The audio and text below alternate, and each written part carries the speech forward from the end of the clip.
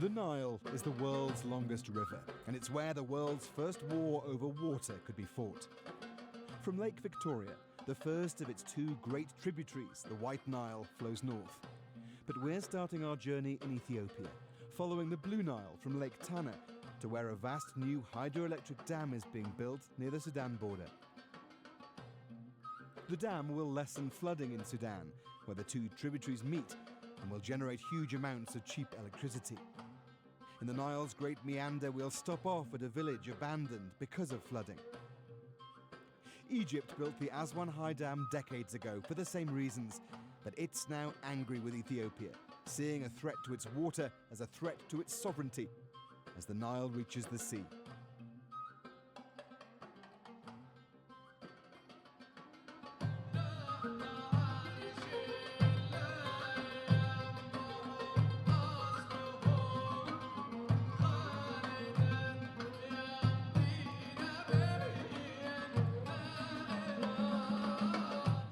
Lake Tana, the source of the Blue Nile, a sacred place steeped in myth and legend.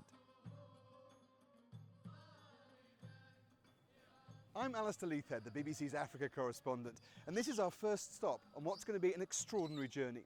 We're on a news assignment here in Ethiopia, in Sudan and Egypt, investigating whether there's going to be war over water on the Nile.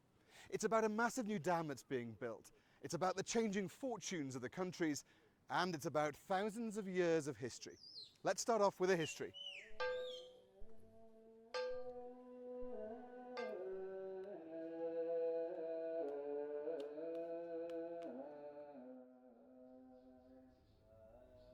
Well, this is the Miriam Monastery on the banks of Lake Tana.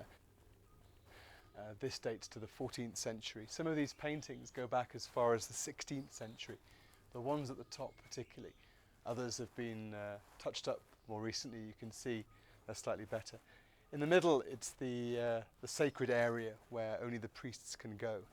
Let's just go around the corner. You can see it's four sides, a square.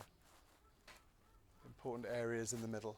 Let's come around this side a little bit so you can see. This is a very sacred area, this part of Ethiopia, for the Christian Orthodox Church. The Nile is actually mentioned in the Old Testament, and legend has it that the Ark of the Covenant came here briefly, which is why inside all these monasteries and all the islands across this lake, they have copies, replicas of the Ark of the Covenant. It's very beautiful.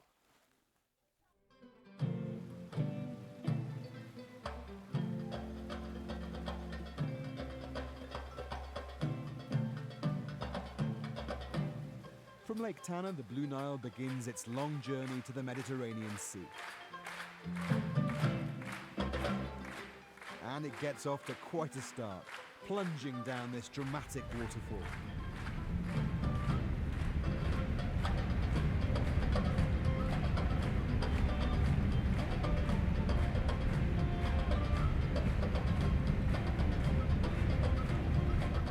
Up in the Ethiopian Highlands, it's flowing 2 kilometers above sea level. So it cuts its way through canyons and gorges before reaching a new, man-made obstacle.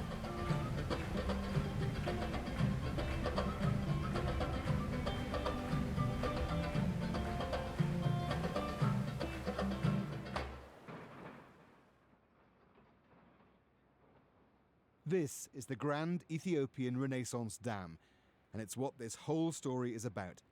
It'll be one of the world's largest dams and the biggest hydroelectric power station in Africa when it's finished. It will drive Ethiopia's ambitious plans for an industrial revolution.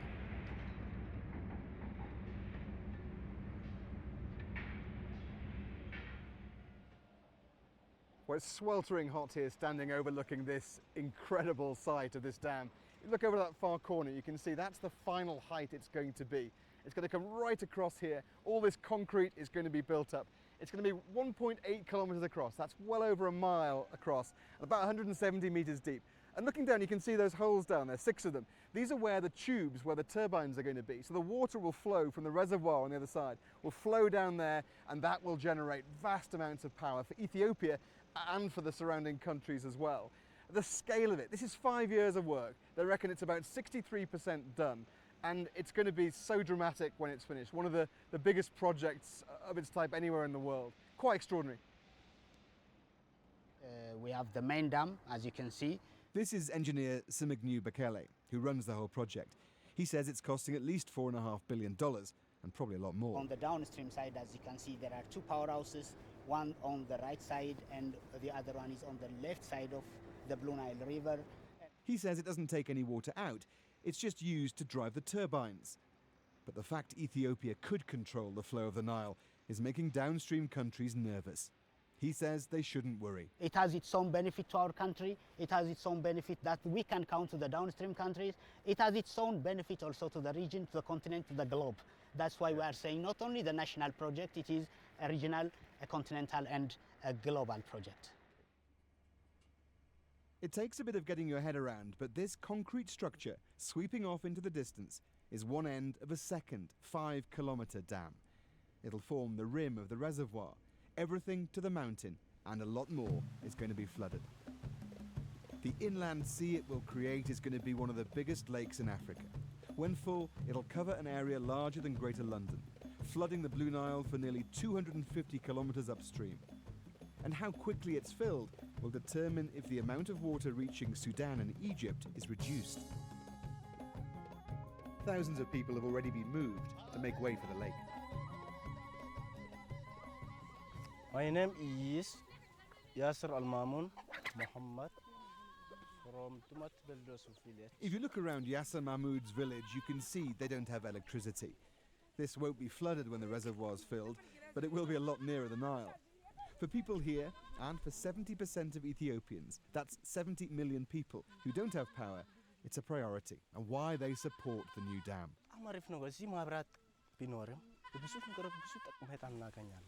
If we had electricity, we would be able to get what the village needs.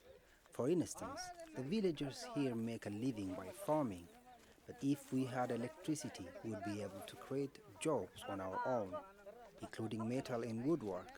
As well as that, we would also be able to own TVs, a fridge, and so many other things.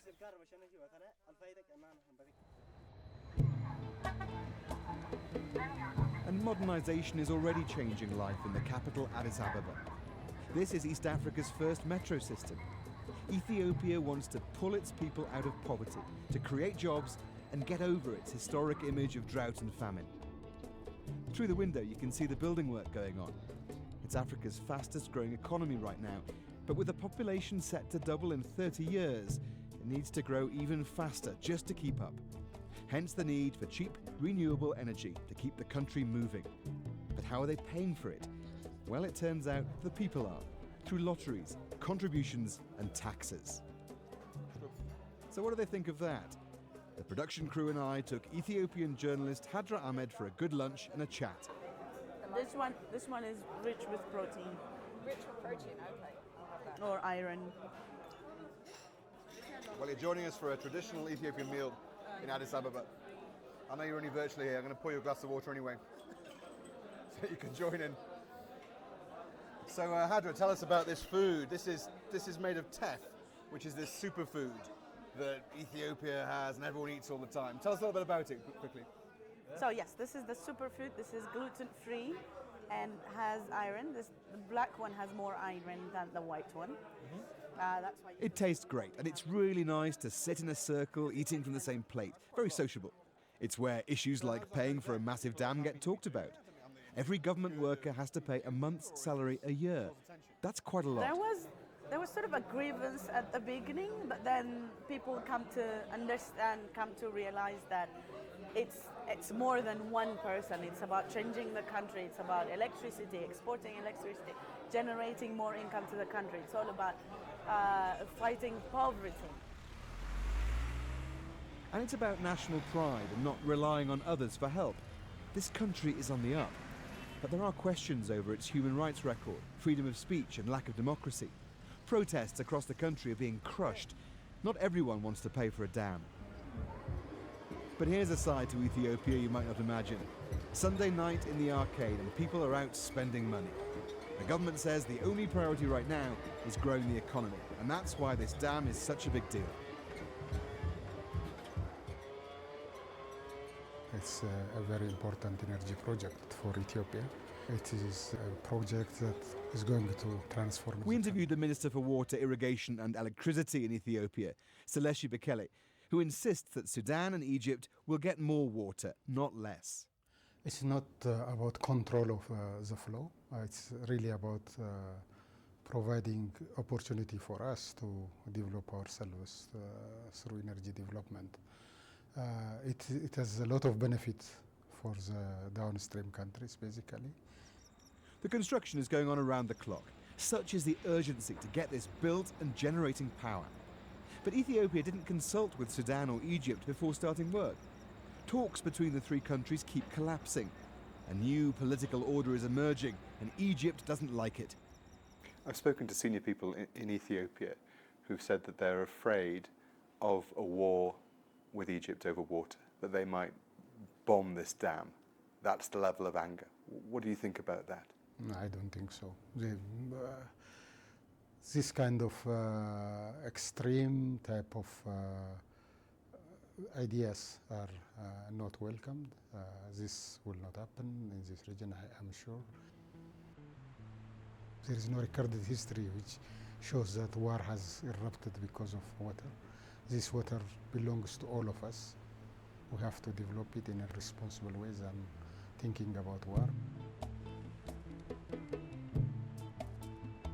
But whatever he says, the Blue Nile can now be controlled by Ethiopia. And 85% of the water that reaches Cairo comes from here in the Ethiopian Highlands.